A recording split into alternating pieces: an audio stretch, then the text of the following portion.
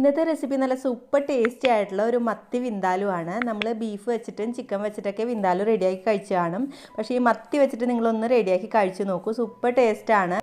അപ്പോൾ നമുക്ക് എങ്ങനെയും മത്തി വിന്താലു റെഡിയാക്കി എടുക്കണമെന്ന് നോക്കാം. ഞാനിപ്പോൾ ഒരു 1/2 കിലോ മത്തി വിന്താലുവിനുള്ള സാധനങ്ങളുടെ അളവുകളാണ് കാട്ടുന്നത്. ഒരു 5-8 കഷ്ണം ചുമന്നുള്ളി, ഒരു 5-6 കഷ്ണം വെളുത്തുള്ളി, ഒരു കഷ്ണം ഇഞ്ചി, ഒരു 5-6 കാശ്മീരി ചില്ലിയും കൂടി എടുത്തിട്ടുണ്ട്. കാശ്മീരി ചില്ലി ഇല്ലെങ്കിൽ നോർമൽ ചില്ലി ഇട്ട് കൊടുത്താൽ മതി, അതും ഇല്ലെങ്കിൽ മുളക് പൊടി യൂസ് ചെയ്താൽ മതി. പിന്നെ ഇതിലേക്ക് കുറച്ച് ഉപ്പിട്ട് കൊടുത്തിട്ടുണ്ട്. പിന്നെ ഒരു 1/2 ടീസ്പൂൺ മഞ്ഞൾപ്പൊടി, ഒരു 2 ടീസ്പൂൺ മുളക് പൊടി ചേർത്ത് കൊടുക്കുന്നുണ്ട്. അടുത്തതായിട്ട് ഒരു 1/4 ടീസ്പൂൺ ഉലുവ, പിന്നെ ഒരു 1/4 ടീസ്പൂൺ കടുക് വേണം. പിന്നെ 1 ടീസ്പൂൺ കുരുമുളക് പൊടി അല്ലെങ്കിൽ കുരുമുളകായാലും ചേർത്ത് കൊടുക്കാം. പിന്നെ ഇതിലേക്ക് ഒരു 2 നുള്ളി ജീരകം കൂടി ചേർക്കുന്നുണ്ട്, നല്ല ജീരകം. പിന്നെ അടുത്തതായിട്ട് ഇതിലേക്ക് ഒരു 3 ടേബിൾ സ്പൂൺ വിനാഗിരിയും കൂടി ഒഴിച്ചിട്ട് നമുക്ക് ഇത് നന്നായിട്ടൊന്ന് മിക്സിയിലിട്ട് അരച്ചെടുക്കണം. അപ്പോൾ കുറച്ചും കൂടി വെള്ളം ചേർത്തിട്ട് വേണം അരക്കാനായിട്ട്. ഇപ്പോൾ നമ്മുടെ വിന്താലു മസാല റെഡി ആയിട്ടുണ്ട്. ഈ ഒരു രീതിയിൽ അരച്ചെടുക്കണം, ഒരുപാട് വെള്ളം കൂട്ടി അരക്കരുത്, ഒരുവിധം തിക്നെസ്സോട് കൂടി തന്നെ അരച്ചെടുക്കണം.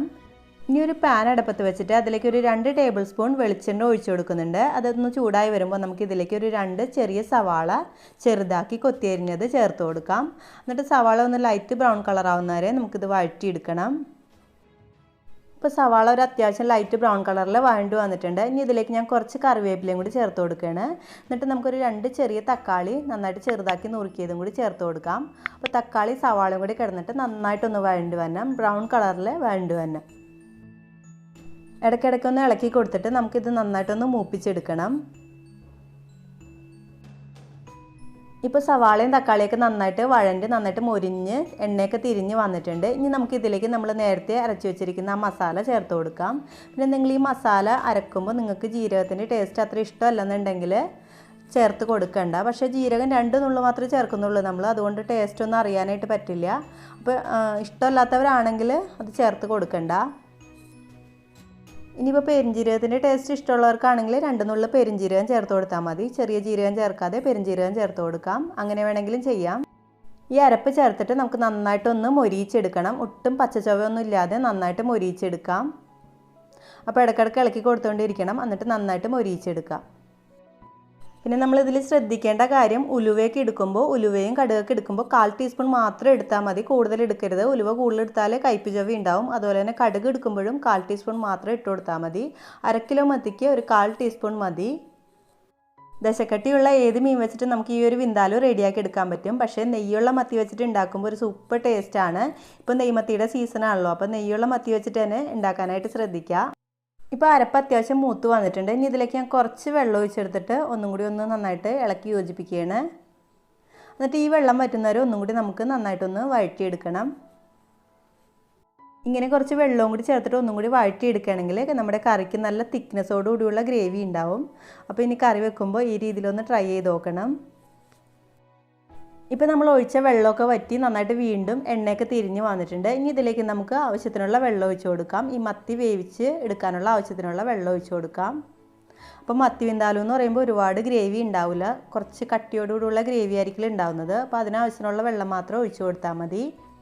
ഞാനിപ്പോൾ ഏകദേശം 1 ഗ്ലാസ്സോളം വെള്ളം ഒഴിച്ച് കൊടുക്കുന്നുണ്ട്.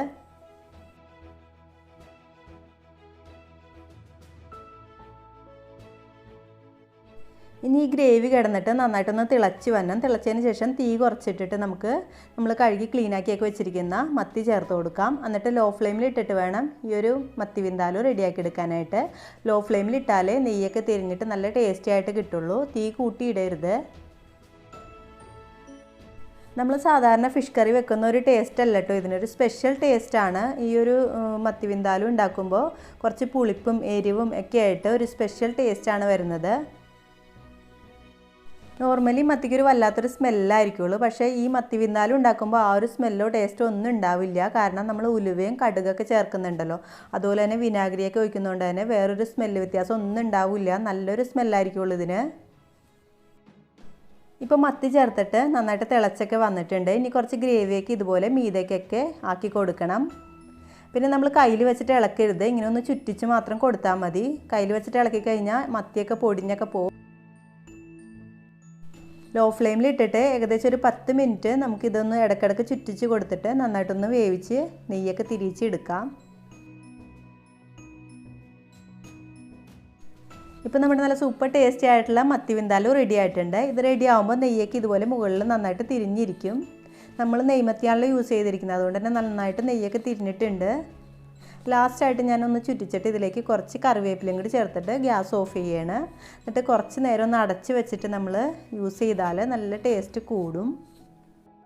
ഈ ഒരു മത്തി വിന്താലുവിൻ്റെ ടേസ്റ്റ് നിങ്ങൾക്ക് ഞാൻ പറഞ്ഞു തരേണ്ട ആവശ്യമില്ല, കാണുമ്പോൾ തന്നെ അറിയാൻ പറ്റുമല്ലോ എത്ര ടേസ്റ്റി ആയിരിക്കുന്നു. ഒരു രക്ഷയില്ലാത്ത ടേസ്റ്റാണ്. അപ്പോൾ ചൂട് ചോറിൻ്റെയൊക്കെ കൂടെ കഴിക്കാനായിട്ട് ബെസ്റ്റ് കോമ്പിനേഷനാണ്. അപ്പോൾ എന്തായാലും എല്ലാവരും ഈ ഒരു മത്തി വിന്താലു റെഡിയാക്കി നോക്കണം. ഈ ഒരു സീസണിൽ റെഡിയാക്കിയാൽ നല്ല ടേസ്റ്റ് കൂടും, കാരണം നെയ്യുള്ള മത്തിയുടെ സീസണാണിത്. അപ്പോൾ നല്ല നെയ്മത്തിയൊക്കെ വാങ്ങിയിട്ട് എല്ലാവരും ഒന്ന് റെഡിയാക്കി നോക്കണം. എൻ്റെ ഈ ഒരു റെസിപ്പി നിങ്ങൾക്ക് ഇഷ്ടപ്പെടുകയാണെങ്കിൽ ലൈക്കും കമൻറ്റും സബ്സ്ക്രൈബൊക്കെ ചെയ്തൊന്ന് സപ്പോർട്ട് ചെയ്യാനായിട്ട് മറക്കരുതേ. താങ്ക്